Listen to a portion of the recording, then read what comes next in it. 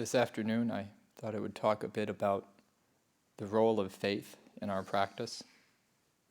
Just a very, and yeah, faith definitely plays a role in our practice. I mean, I think everybody here has the faith that this is a good thing to be doing on a Sunday afternoon, because you certainly could be somewhere else if you wanted to be. And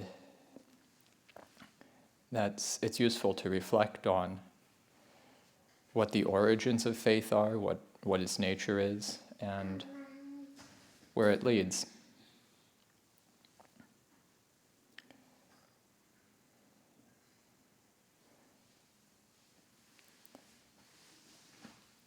One place where faith or saddha comes up in the suttas is in a sequence that's sometimes called Transcendent dependent origination, which begins with the usual ignorance conditioning volitional formations, which condition consciousness, which conditions name and form, which conditions the six sense bases, then contact, feeling, craving, clinging, becoming, birth, and then instead of the usual old age and death, it goes to suffering, dukkha.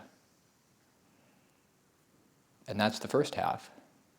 But the second half is that suffering is in this case, suffering is approximate cause for faith.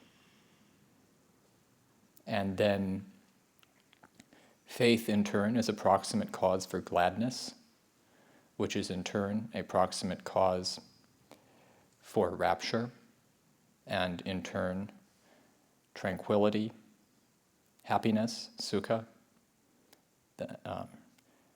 concentration, samadhi, then knowledge and vision of things as they really are.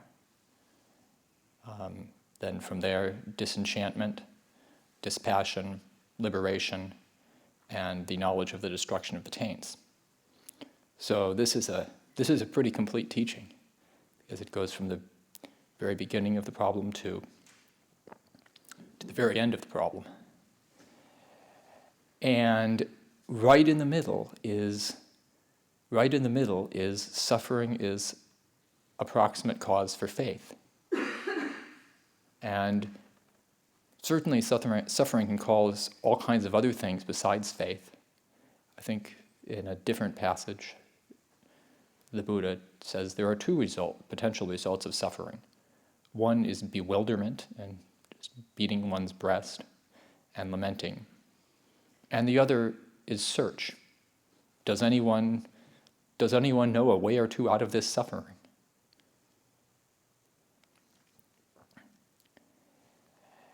And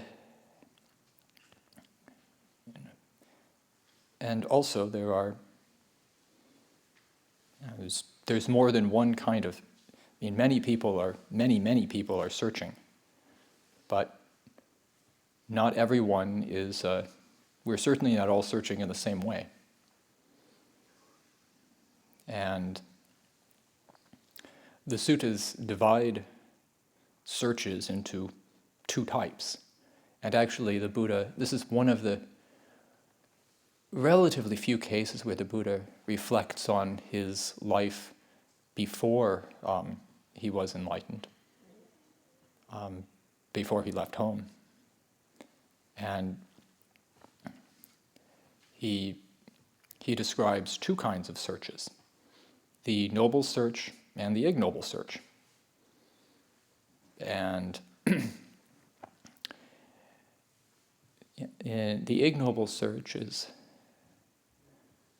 where someone being themselves subject to birth, aging, sickness, death, defilement, or sorrow and defilement, seeks things which are also subject to those very same qualities. And the Buddha reflects on examples of one's wife and children, family, and then in their day, I guess, male and female slaves. And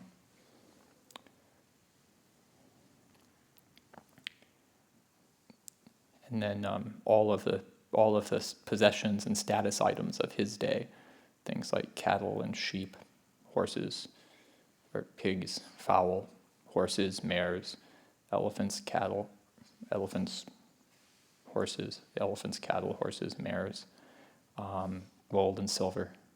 And now we have,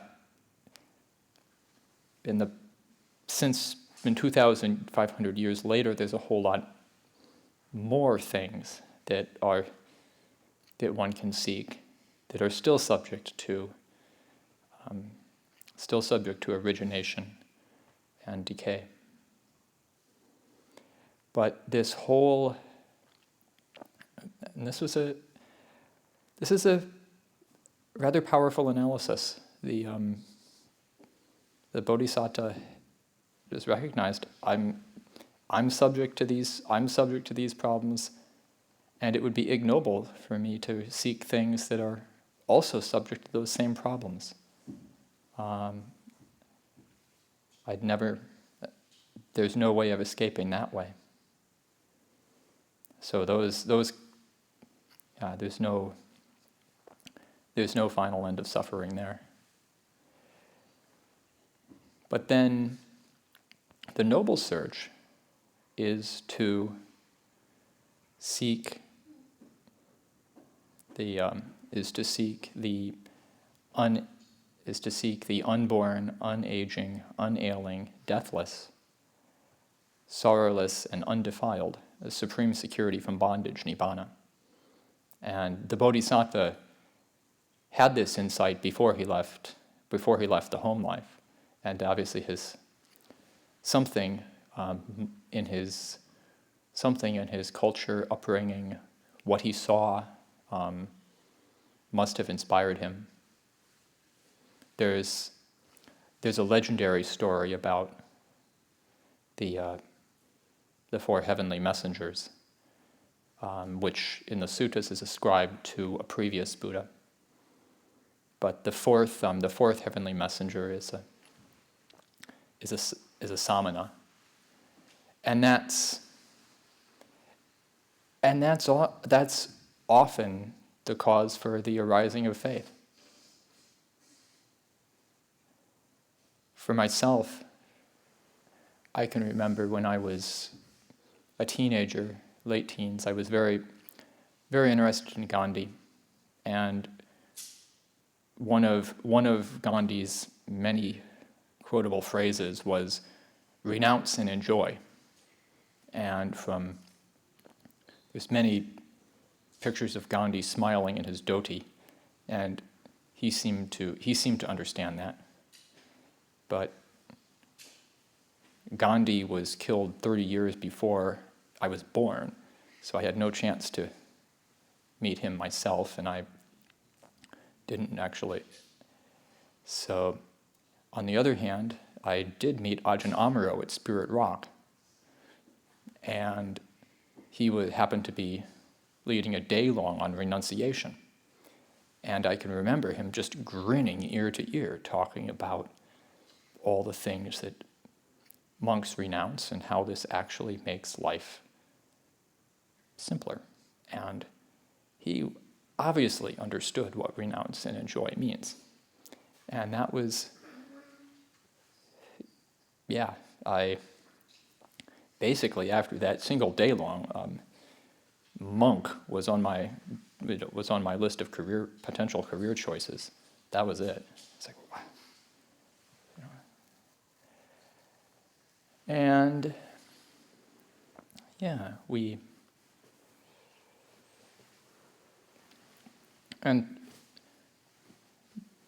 bright faith like that usually takes, it usually takes a while to steep and mature, because it needs to be tempered by a lot of realism, which, I didn't know much at all about the kind of monastic life that Ajahn Amaro led at that point when I was going to his day long, but I was inspired to put forth some effort to find out.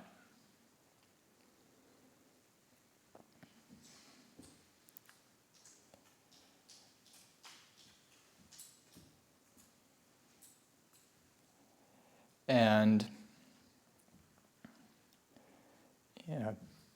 back to the nature of faith.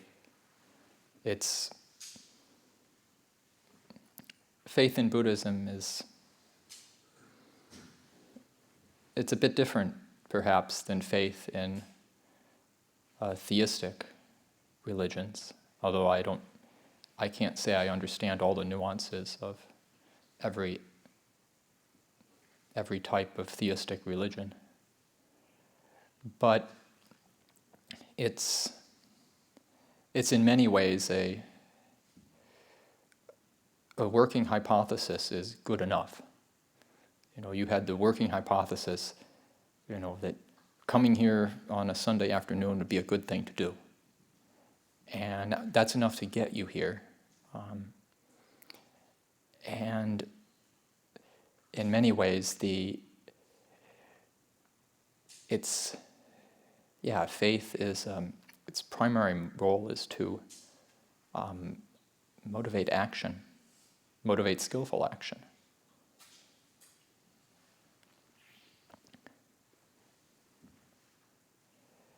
The one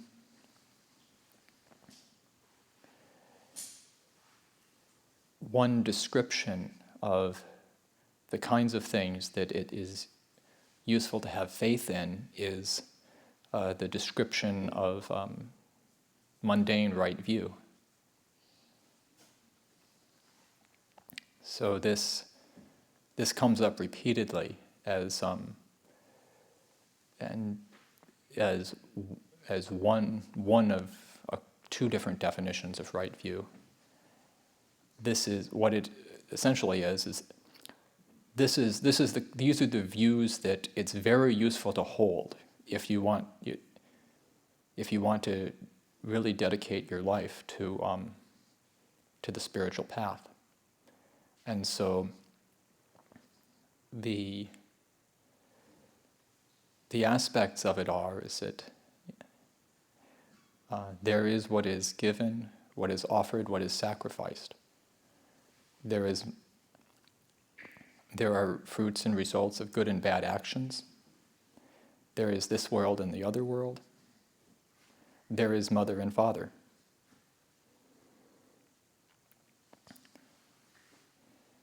There are in the world good and virtuous recluses and Brahmins who, having realized for themselves with direct knowledge, make known this world and the other world.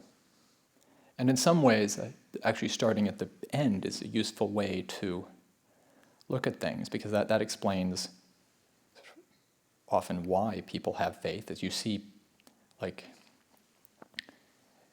people who have really deep moral integrity, and who seem to have really changed their lives for the better, and they hold these views. And so, if I want to be like them, why shouldn't I? And again, you don't see any selfishness in them or pettiness that would cause them to try to misrepresent the truth on these matters. And certainly, the Buddha himself was impressive enough to. Many people didn't have any trouble doubting that he had direct knowledge of these things. And so the most fundamental aspect of it is, there are fruits and results of good and bad actions. That having faith that the the intentional the intentional quality of our actions, which is the Buddha's definition of karma. Actions carried out under the influence of intentions involving greed, hatred, and delusion will have negative results now and into the future. And actions carried out under the influence of mental states conditioned by non-greed, non-hatred, and non-delusion will have positive results. And this clears away, this faith in this really simplifies life, because it means you can pay attention to your mental state right now and have faith that that's really that's really important, and you can pay attention there instead of trying to figure out how to manipulate the world so that you can eke out as much happiness for yourself as you can. Which that second view is both confusing and petty, whereas the first is simple and noble. So it's our qualities of mind that are of ultimate importance.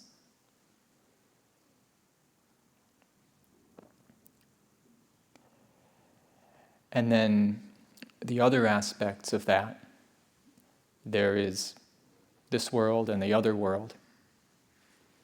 Just a sense that here the Buddha didn't need to go into the decided not to go into the details of what happens after death, because one doesn't need, that's not essential.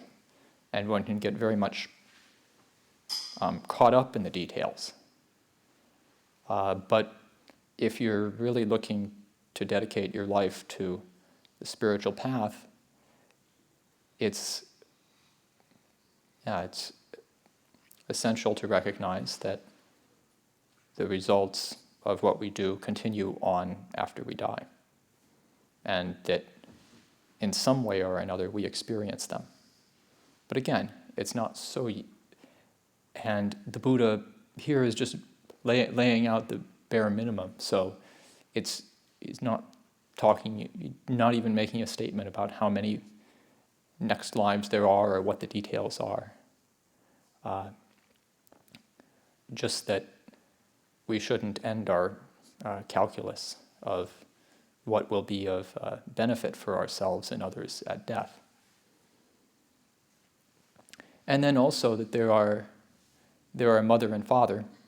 There are people, our parents being the primary examples, but there are people we really owe a debt of gratitude towards. And we have a responsibility there. And it's actually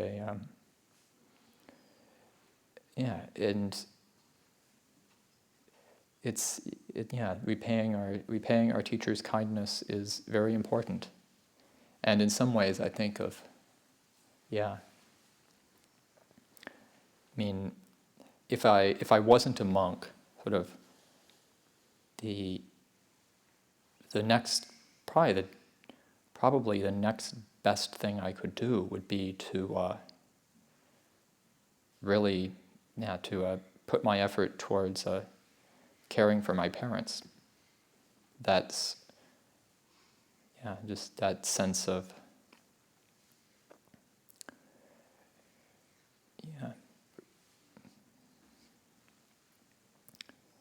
recognition of a debt of gratitude, and also it's caring for our teachers it's a form of unselfishness, and it's not proliferative. It's not about making myself big or special. It's just looking to other people and caring for them.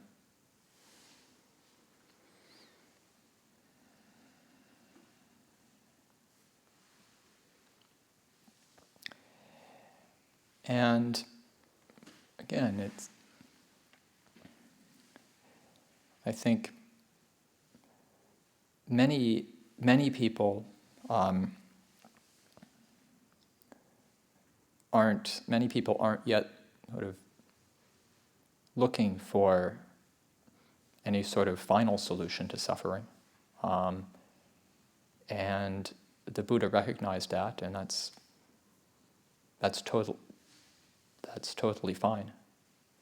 And so this faith is still very useful in that you recognize that the very first one, there are fruits and results, there is what is given, what is offered, what is sacrificed, which means generosity. Generosity has results. It brightens the heart now, and it sends waves of goodness out into the world. It's giving what we have instead of consuming it for ourselves is a very simple act of unselfishness. And you have to discover this for yourself, but it's actually what makes you feel wealthy. As long as you're trying to consume things yourself, there's always a sense that's always unfulfilling. There's always a sense of lack.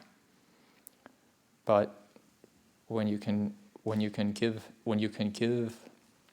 things away, that brightens the heart, and it's like, oh, I have so much. I can give this, I can give this away.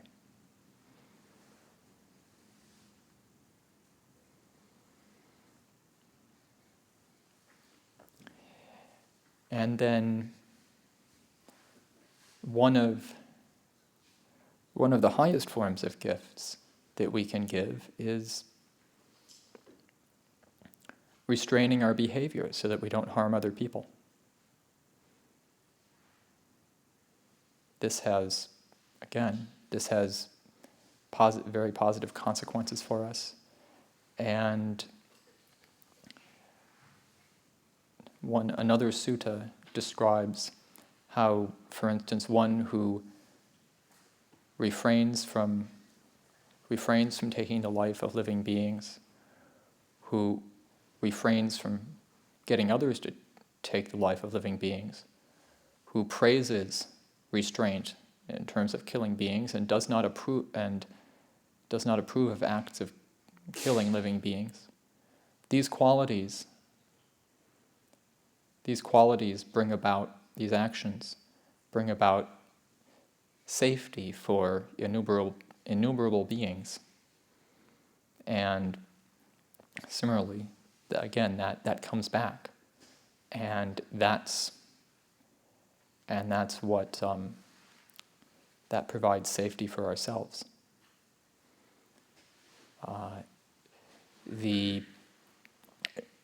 It's quite remarkable to see, and in some ways not at all surprising, to see how tame the animals have become at Abhayagiri, because they know this is a place where for 20 years they haven't been hunted. And so they're just today I walked back out of the Black Rock Trail, and there was a doe and a young buck just hanging out around the women's bathhouse, and neither one of them ran away from me.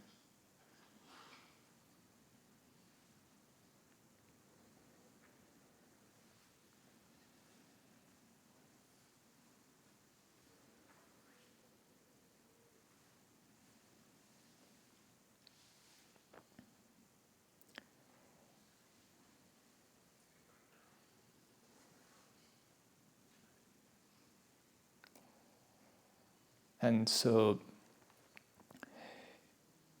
the other aspect of faith in Buddhist practice is that when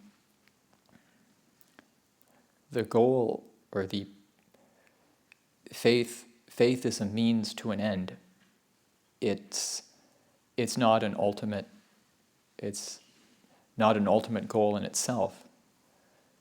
The goal is to actually realize the end of suffering that that you had faith in to begin with.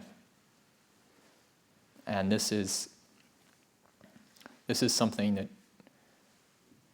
can be done with effort. But if one didn't have faith, one wouldn't make the effort, and you'd never find it.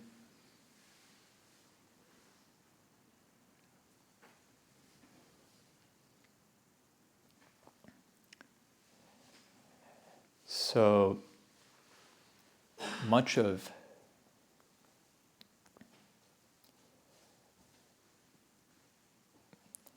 the practice consists of letting go of the way we want to do things and paying attention to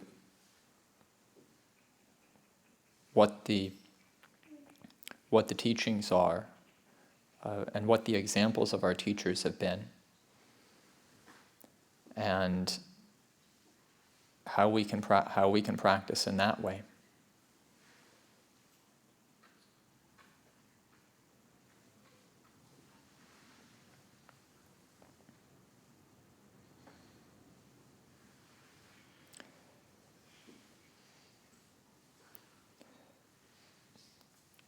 And it definitely,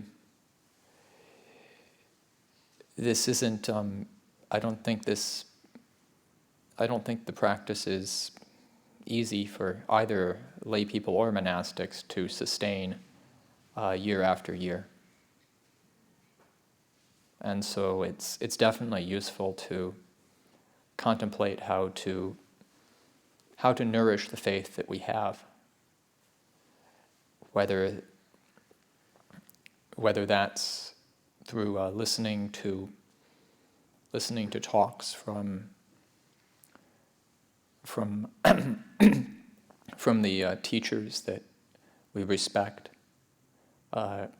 visiting them when we have an opportunity.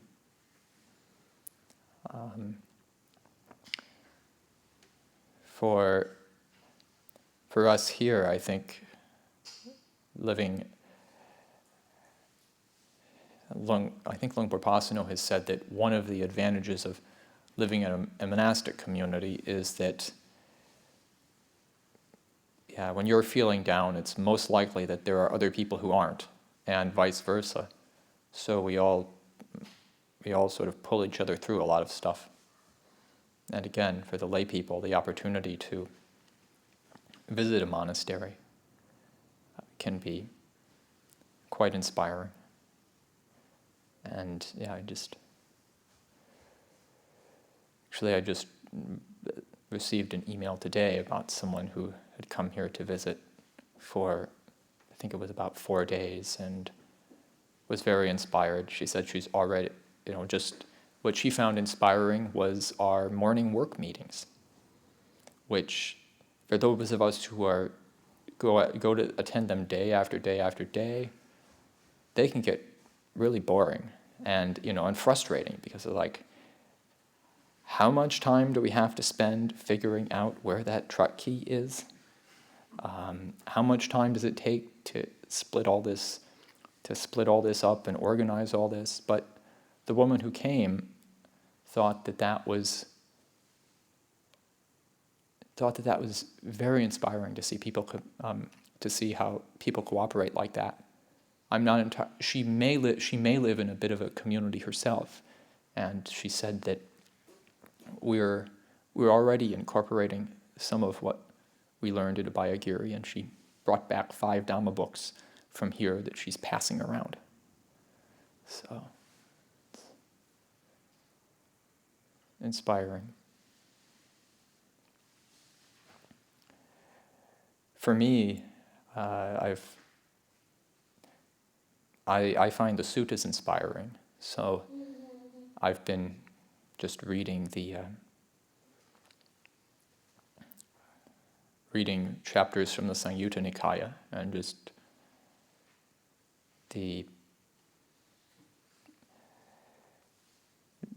I find, it's pretty amazing how consistent the Buddha's teachings are,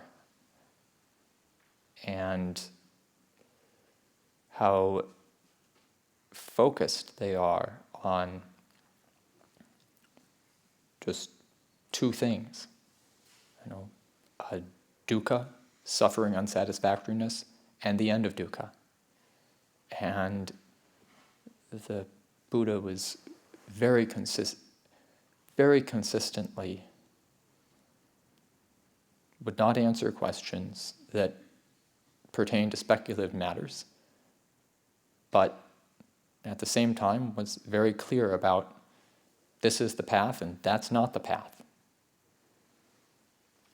And one also has a sense that, this is out of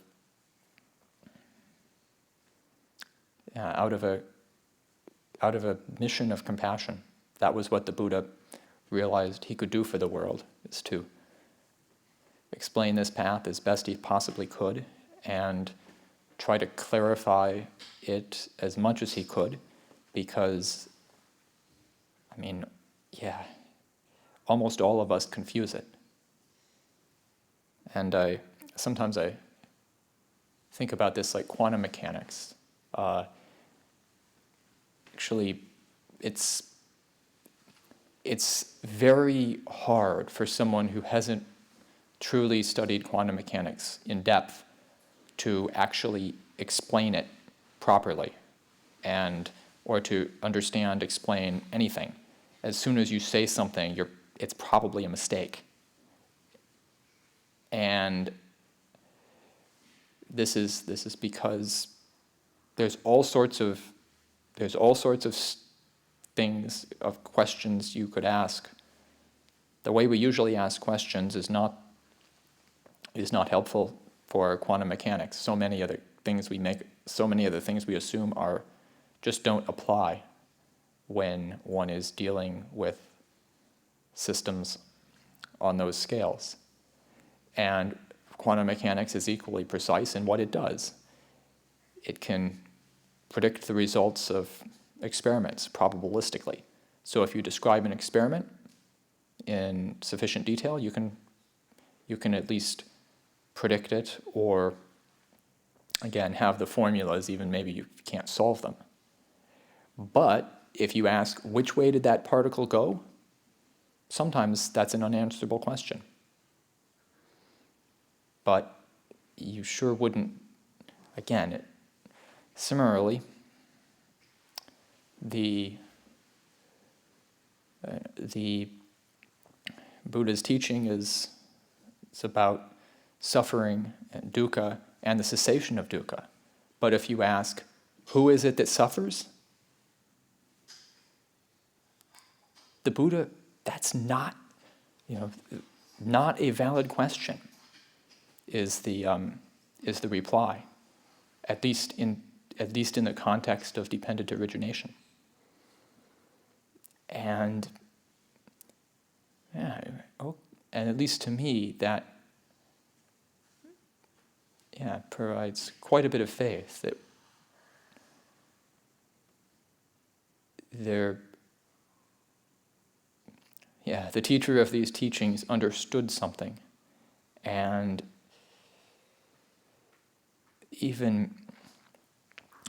to the extent that there's an internal consistency that so often gets confused in my own mind, and I think in other people's minds as well. But going back to the teachings of the Pali Canon, it's clearer. It seems clearer than I can think, and focused on something very important.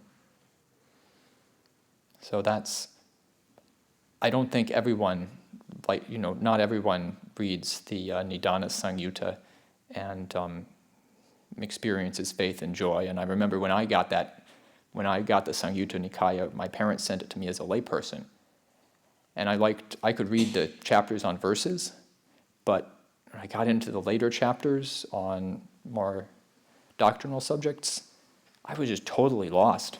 So, but that's how it is. You pay attention and learn something, and what was formerly confusing becomes less confusing. And again, that in itself, just noticing, having faith in our own capacity to learn, that if we put forth effort, we can make changes and learn from our experience and suffer less than we did in the past.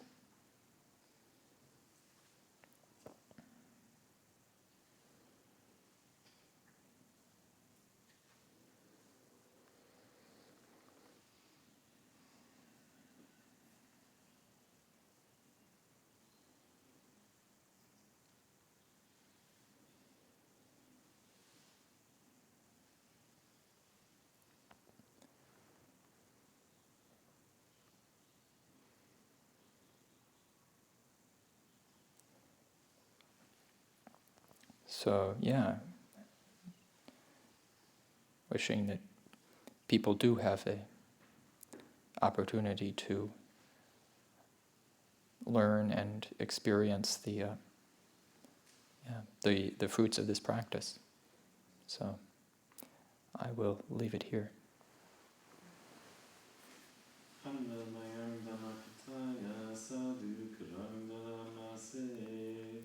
Sadhu, sadhu, sadhu, anumodami.